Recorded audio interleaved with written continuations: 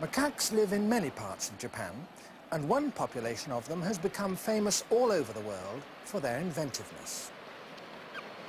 These live on a tiny offshore island called Koshima. They're an isolated troop, and they've made some remarkable changes in their behavior. For a long time, people used to think that the way in which creatures like these feed is largely instinctive.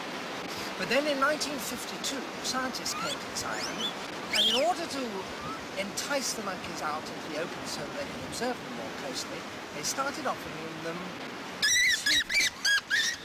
sweet potatoes. Sweet potatoes, like that. After about a year, a young female called Emo began to take her roots down to a pool and wash off the sand and mud before eating them. Within a few weeks, her close friends and her family, including her mother, were copying her. The habit spread, and 10 years later, almost all the monkeys on the island habitually washed their sweet potatoes. Then a new variation arose.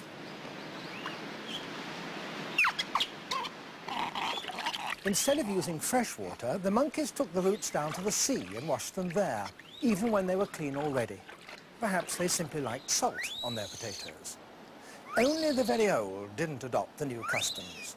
The young were quick to learn, and the fact that babies travelled on their mother's back meant that they saw exactly what she was doing at all times, an unexpected benefit of having grasping hands. Then the scientists changed the diet to unhusked rice. They wanted to keep the monkeys in one place so that they could observe them, and they reckoned it would take them a long time to pick out the rice from the sand. But they had reckoned without Emo. She grabbed handfuls of rice and sand together and threw the whole lot into the water. The sand sank, the rice floated, and she quickly skimmed it off. And once again, the habit spread.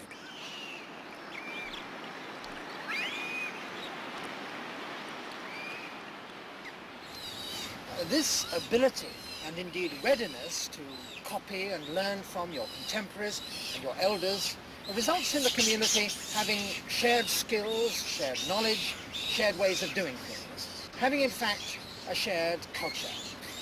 The word, of course, is normally used for human societies, but there's no reason in principle why it shouldn't be applied to monkeys as well.